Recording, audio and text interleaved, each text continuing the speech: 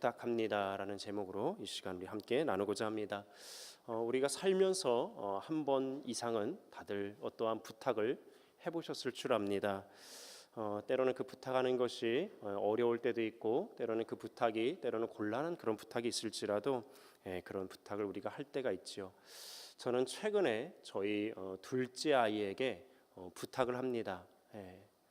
실명은 거론하지 않겠습니다. 저희 둘째 아이의 프라이버시를 위해서 둘째 아이에게 부탁을 합니다. 둘째 아이에게 이런 부탁을 해요. 얘야, 장난감 좀 치워줄래? 그럼 둘째 아이가 그걸 듣고 이렇게 이야기합니다. 싫어.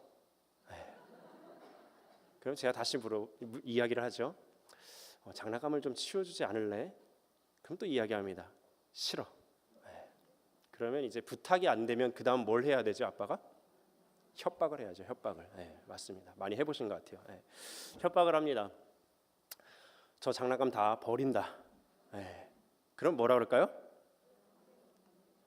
그러진 않아요. 버리라 그러진 않습니다. 안 돼. 단호합니다.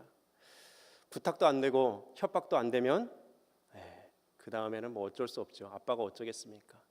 첫째 온유와 둘이서 쓸쓸하게 방을 정리합니다. 참 때로는 우리가 자식에게, 자녀에게 이렇게 뭐 부탁하는 것도 쉽지 않으시죠? 저도 참 쉽지 않더라고요. 우리가 아이에게도 이렇게 부탁하는 것이 쉽지 않지만 하물며 중요한 부탁을 할 때는 그것이 얼마나 신중하고 또 그 말 속에 얼마나 간절함이 담겨 있겠습니까? 오늘 본문 말씀에서도 바울의 사도의 부탁도 그렇습니다. 이제 지난 에베소 교회에서의 모든 사역들을 이제 마무리하면서 밤낮 눈물로 섬겼던 것을 이제 이야기하고, 그만큼 그는 교회에 대한 애정을 갖고 또 수고하였던 것을 이야기하면서 그가 이제 마지막으로 교회를 부탁하고 떠나갑니다. 그가 성령의 인도하심을 받아서 이제는 예루살렘에 올라가야 합니다. 그리고 전 성도들에게 이제 고별 설교를 하면서 에베소의 장로들을 이제 밀레도로 청하여서 이제 그동안 자신이 어떻게 섬겼는지, 교회를 어떻게 섬겼으며 자기가 복음을 위해서 어떻게 애를 썼는지를 다시 회상합니다. 겸손과 눈물로 시험을 참고 섬긴 것과 개인이나 아니면 여러 사람에게 유익을 이야기한 것과 또 유대인이나 헬라인에게 하나님께 대한 회개와 예수 그리스도의 안에서 믿음을 증언하였습니다. 그렇게 자신이 3년 동안 에베소 교회에서 모범적인 신앙의 모습을 보여주었던 것을 이제 회상하고, 이제는 에베소 성도들과 작별할 때가 되었습니다. 그리고 그들을 향하여서 이제 마지막 부탁을 합니다. 오늘 32절 본문을 다시 한번 보시길 바랍니다. 지금 내가 여러분을 주와 및 그 은혜의 말씀에 부탁하노니 그 말씀이 여러분을 능히 든든히 세우사 거룩하게 하심을 입은 모든 자 가운데 기업이 있게 하시리라. 아멘. 오늘 이 바울의 부탁을 통해서 우리가 하나님을 믿으며 살아가는 이 신앙 가운데 얼마나 하나님의 말씀이 우리 가운데 중요한지 다시 한번 그 깨달음을 우리는 얻을 수가 있습니다. 오늘 우리 이 시간을 통해서 이 바울의 이 부탁을 통해 하나님 안에서 우리가 주의 말씀을 믿고 그 말씀에 순종하며 사는 것이 얼마나 귀하고 복된 것인가를 우리 다시 한번 좀 나누기를 원합니다. 오늘 바울은 첫 번째 이렇게 이야기하죠. 지금 내가 여러분을 주와 및 그 은혜의 말씀에 부탁합니다. 지난 3년간 이 에베소 교회를 밤낮 눈물로 섬기고 그리고 그들을 위해서 헌신하였던 이 바울이었습니다. 이제는 떠나가면서 이제 그 복음 안에서 기뻐하고 함께 섬겼던 성도들을 누구에게 맡기고 있습니까? 주와 및 그 은혜의 말씀에게 부탁하고 맡기고 있습니다.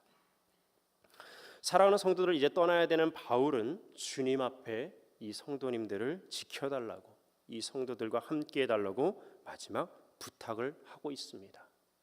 사실 이 에베소 교회에는 바울의 뒤를 이어서 목회할 믿음의 아들이었던 디모데도 있었습니다. 브리스길라와 아굴라와 같이 신실한 부부들도 있었습니다. 또 두기고와 이제 그 아굴라도 있었고 두기고와 아볼로도 있었습니다. 옆에 믿을 만한 동역자들, 믿을 만한 사람들도 있었습니다. 그러나 이런 동역자들이나 그 사람들에게 이 성도들을 부탁하고 떠나는 것이 아니라 이 바울은 누구께 부탁했습니까? 하나님께, 주와 그 은혜의 말씀께 부탁하고 떠나갑니다. 우리 인생은, 그리고 우리 신앙인들은 사람에게 부탁하고 사람에게 맡기는 인생이 아니라 하나님께 맡겨진, 하나님께 부탁해야 되는 인생이 되어야 될 줄로 믿습니다. 하나님께 그것은 능력이 있기 때문이고 그분의 말씀에 능력 있고 생명이 있기 때문입니다. 오늘 저도 마찬가지로 이 자리에서 우리 성도님들을 이제 작별하기 전에 주와 그 은혜의 말씀께 여러분을 부탁하고자 합니다. 하나님의 말씀은 능력이시며 하나님의 말씀은 생명이시기에 여기 계신 우리 모든 성도님들을 능히 든든히 세워주실 줄로 믿습니다. 하나님의 말씀은 능력입니다. 그분의 말씀을 통하여서 천지를 창조하셨습니다. 태초에 하나님이 천지를 창조하실 때 빛이 있으라 말씀하심에 빛이 있었습니다. 물이 나뉘어져라 하니 나뉘어졌습니다. 있어라, 나뉘어라, 드러나라, 내라, 이루라, 나르라 하실 때 모든 것이 그 말씀대로 창조되었습니다. 또한 주께서는 말씀으로 죽은 자들을 살리셨습니다. 마른 뼈들아 여호와의 말씀을 들을지어다 하셨을 때 뼈들이 살아나서 큰 군대가 되었습니다. 그리고 달리다금 소녀야 일어나라 말씀하실 때 죽었던 소녀가 살아났습니다. 말씀으로 질병을 고치셨고 구원하셨으며 하나님의 말씀으로 세상의 마지막 때를 또 심판하실 것입니다. 오늘 사도 바울도 그가 복음을 전하고 그가 복음으로 살아가는 데 있어서 담대히 그것을 전할 수 있었던 까닭은 바로 하나님의 말씀이 그의 인생을 지배하고 있었기 때문이었습니다. 주와 주의 말씀에 사로잡혔던 이 사도 바울은 당당하게 오늘 그 사랑하는 성도들을 주와 및 그 은혜의 말씀에 부탁하고 있습니다. 시편 31편 5절에 이런 말씀이 있습니다. 내가 나의 영을 주의 손에 부탁하나이다. 진리의 하나님 여호와여 나를 속량하셨나이다. 우리 인생을 누구에게 맡겨야겠습니까? 우리 인생을 어디에 부탁해야겠습니까? 하나님과 그 하나님의 말씀에 부탁하는 우리 모두가 되기를 간절히 소망합니다. 몇 해 전에 서부간선도로를 운전하고 갈 때가 있었습니다. 이른 봄이라서 다 모든 이제 풀들이 아직 자라지도 않을 때인데 한 가지 눈에 띄는 식물이 있었습니다. 무엇이었을까요? 개나리였습니다. 다른 풀들은 자라지도 않았고 다른 꽃들은 아직 솟아나지 않았는데 이 개나리가 핀 것을 보게 되었습니다. 그 개나리를 보다가 문득 그런 생각이 되었습니다. 저 개나리가 어찌 이렇게 피었지? 개나리가 왜 폈을까요? 다른 것은 없습니다. 하나님께서 피게 하셨으니 피었습니다. 아무리 유명한 과학자가 거기다 대고 개나리라 피어라 그럼 피어집니까? 박식강 교수님이 거기 가서 개나리야 자라나라 좋은 말로 막 유혹을 하면 개나리가 자라납니까? 뛰어난 수학자가 가서 거기에서 개나리야 자라라 하면 자라납니까? 심지어 저와 여러분이 거기에다 대고 개나리야 자라라 하면 개나리가 자랍니까? 안 자랍니다. 안 자랍니다. 이 개나리를 피게 하신 분이 누구십니까? 하나님이십니다. 오늘 우리의 생명의 주인이 누구십니까? 전능하신 하나님이십니다. 그렇다면 마땅히 우리 삶을 누구께 부탁드려야 될까요? 하나님께 부탁드려야 합니다. 나를 창조하신 나에게 생명을 주신 분이 나를 가장 잘 아시고 나의 모든 것을 다 이해하고 계십니다. 삼성 제품을 사시면 어디로 가십니까? 나중에 고장나면 삼성 서비스 센터를 가야 됩니다. 자동차를 샀으면 나중에 서비스 센터를 또 가는 것처럼 오늘 우리의 인생을 마땅히 나의 주인 되신 하나님께 부탁하시기를 간절히 바랍니다. 우리가 주의 말씀 가운데 우리가 주님 앞에 우리의 인생을 부탁해야 되는 것은 오늘 본문 가운데 보면 그 말씀이 여러분을 능히 든든히 세우기 때문입니다. 하나님의 말씀이 우리를 든든히 세워주십니다. 이 든든히 세우다는 말을 원어로 이제 직역해서 풀면 건축할 수 있도록 이런 뜻이 있습니다. 그래서 말씀으로 세움받는다는 것은 집이 마치 튼튼하게 건축되어지는 것과 같습니다. 교회와 가정이 우리 개인이 든든하게 서려면 반석 위에 서야 합니다. 주의 말씀의 반석 위에 설 때 우리 교회도 가정도 우리 개인도 든든하게 설 수 있는 줄로 믿습니다. 사람이 하나님의 말씀 앞에 서면 든든할 수 있는 것입니다. 이 에베소 교회를 무너뜨리려 하는 그 당시 세력들이 있었습니다. 오늘 본문 이전의 말씀을 보면 29절 말씀에는 내가 떠난 후에 사나운 이리가 여러분에게 들어와서 그 양떼를 아끼지 아니하며, 30절에 또한 여러분 중에서도 제자들을 끌어 자기를 따르게 하려고 어그러진 말을 하는 사람들이 일어날 줄을 내가 아노라, 이렇게 말합니다. 이 에베소 교회를 무너뜨리려고 하고 그리고 이것을 든든히 세우지 못하게 하려는 많은 무리들이 있었습니다. 그러할 때 이 바울 사도는 이것을 든든히 지켜줄 것은 사람이 아니라 하나님의 말씀임을 그는 믿었습니다. 주의 말씀이 진리입니다. 다른 복음은 없습니다. 오직 예수님이 구원이시고 주의 말씀이 변함없는 진리인 것입니다. 우리가 주의 말씀을 가까이 할 때 우리는 잘못된 복음을 철저하게 물리칠 수 있습니다. 히브리서 4장 12절 하나님의 말씀은 살아있고 활력이 있어 자울의 날선 어떤 검보다 예리하여 혼과 영과 및 관절과 골수를 찔러 쪼개기까지 하며 또 마음의 생각과 뜻을 판단하신다 그랬습니다. 주의 말씀이 우리 가운데 있을 때 우리 심령을 다 아시며 또 우리가 그 말씀이 있을 때 우리가 온전히 승리하는 삶이 되어질 줄로 믿습니다. 하나님의 말씀은 우리로 하여금 세상을 이길 수 있도록 합니다. 우리는 스스로 세상을 이길 힘이 사실 없습니다. 우리는 여러 방면으로 공격도 당하고 악을 행하게 만드는 이런 사단의 유혹과 육신의 정욕을 뿌리칠 힘이 없습니다. 그러나 하나님의 말씀이 우리의 마음에 굳건하게 자리 잡을 때, 우리의 인생을 지배하여 주실 때 우리는 이 모든 것을 이겨갈 수 있는 줄로 믿습니다. 주의 말씀이 선한 길로 항상 우리를 옳은 길로 인도하시니 우리가 다른 틈으로 다른 길로 갈 일이 없습니다. 주의 말씀은 내 발의 등이요 내 길의 빛이라 하셨습니다. 어두운 세상을 걸어가는데 주의 말씀이 있기에 내가 그 어둠 가운데서도 능히 걸어갈 수 있는 줄로 압니다.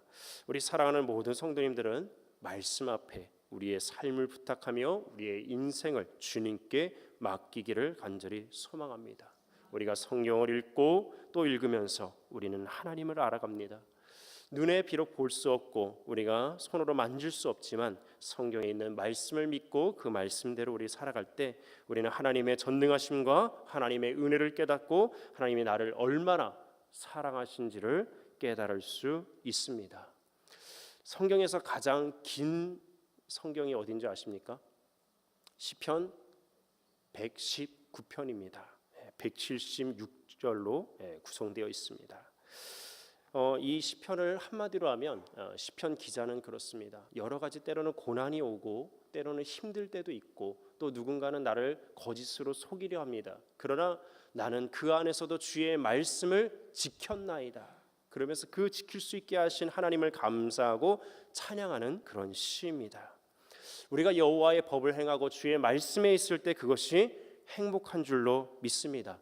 진정한 행복은 우리의 가치관이 흔들리지 않는 것입니다. 우리가 어디로 가야 될지 무엇을 해야 될지 막 찾다가 그렇게 지치는 사람도 있습니다. 그러나 우리가 주의 말씀이 우리를 인도하여 가시면 어디로 가야 될지 무엇을 해야 될지 분명히 깨닫는 인생이 되어질 줄로 믿습니다. 우리가 자기가 걷는 그 길이 흔들림 없이 걷는 길임을 우리가 아는 사람은 때로는 고난이 있어도 어려움이 있어도 담대하게 그 길을 걸어가게 되는 것입니다. 하나님의 말씀이 가르치는 길, 그 길만이 우리를 참 행복한 길로 은혜의 길로 인도하실 줄로 믿습니다. 미국에 두 형제가 있었는데 두 사람이 있었습니다. 이 두 사람은 친한 친구였습니다. 크리스마스 이브날 이 두 사람이 술을 많이 마셨습니다. 그리고 술에 취해서 길을 걷다가 교회 앞을 지나가게 되었습니다. 교회 앞을 지나가는데 교회 앞에 성경 문구가 한 구절이 이렇게 쓰여 있었습니다. 야고보서 1장 15절 말씀이었습니다. 욕심이 잉태한즉 죄를 낳고 죄가 장성한즉 사망을 낳느니라, 이 말씀이었습니다. 이 말씀을 둘이 우연찮게 보게 되어졌고 한 사람은 그 말씀을 보면서 교회로 들어갔습니다. 그리고 하나님의 말씀을 다시 보면서 회개하기 시작하였습니다. 또 한 친구는 그 말씀을 봄채 만취하면서 다른 술집으로 들어갔습니다. 이후 30년이 흘렀다고 합니다. 30년 후에 하나님의 말씀을 읽고 그 말씀으로 회개하고 이제 삶이 변화된 이 사람은 그 나라의 대통령이 되었고 주의 말씀을 버리고 그렇게 술집으로 갔던 사람은 형장의 이슬로 사라졌다는 유명한 일화가 있습니다. 우리가 하나님 앞에 속한 인생을 살아갈 때 우리에게 허락되어진 그 시간과 열정을 선한 일에 우리는 사용하게 될 것입니다. 그러나 하나님을 저버리고 외면하는 인생은 세상의 문화와 향락에 물들어 안타까운 최후를 맞이하게 될 것입니다. 오늘 우리의 인생을 어디에 부탁해야겠습니까? 누구에게 우리의 인생을 맡기며 사셔야겠습니까? 오늘 바울 사도가 여러분을 주와 및 그 은혜의 말씀에 부탁한 그 이유처럼 오늘 우리의 인생을 주님께 온전히 부탁하며 사는 우리 모두가 되기를 간절히 소망합니다. 마지막으로 주의 말씀 안에 살아갈 때 그것은 거룩하게 하심을 입은 모든 자 가운데 기업이 있게 하신다라고 약속하셨습니다. 하나님의 자녀에게 하나님의 기업이 있습니다. 주의 은혜의 말씀이 거룩한 자녀들에게 기업을 주십니다. 이 기업은 원어로 클레로노미아라는 말인데 이 말은 유업이란 말이 있습니다. 재산을 상속받다. 그래서 상속의 의미가 있습니다. 복음을 믿고 우리가 예수 그리스도를 마음에 영접한 자에게는 하나님의 자녀되는 권세를 우리에게 주셨습니다. 그리고 또한 우리가 하나님의 자녀이면 상속자 곧 하나님의 상속자라고 로마서 8장 말씀에 있습니다. 하나님의 자녀된 우리에게 하나님께서는 우리의 상속자로 우리를 삼으셔서 그리스도와 함께 영광을 받는 은혜를 허락하셨습니다. 그러나 그 말씀에 그런 말씀이 있습니다. 우리에게 영광이 있다면 또 무엇도 있습니까? 고난도 함께 있다는 것입니다. 고난이 때로는 두려우십니까? 저도 두렵습니다.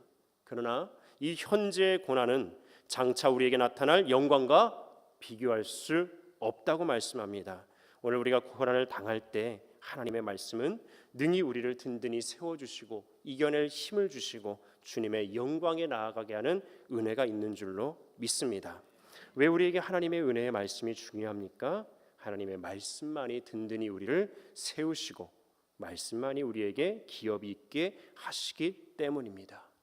이스라엘 민족은 어려서부터 하나님의 말씀을 가르쳤습니다. 가정에서부터 말씀을 가르치고 외우게 하고 그 말씀으로 살아가게 합니다. 오늘 우리들에게도 우리 자녀들에게도 주의 말씀을 주야로 묵상하는 것이 얼마나 복된 것인가, 그 말씀으로 살아가는 것이 얼마나 귀한 것인가를 우리가 가르치고 또 우리 스스로도 실천하기를 원합니다. 주의 은혜의 말씀 안에 있을 때 우리 영혼이 살고 우리의 삶이 온전한 삶이 되어질 줄로 믿습니다. 하나님의 말씀을 읽으시고 말씀을 가까이 하시고 하나님의 말씀을 듣고 순종하기를 결심하는 우리 모두가 되기를 원합니다. 능력 있는 하나님의 말씀은 검과 같아서 우리로 하여금 능히 죄악과 싸워서 이기게 하시고 정말 하나님의 영광의 자리에 나아가게 하실 줄로 믿습니다.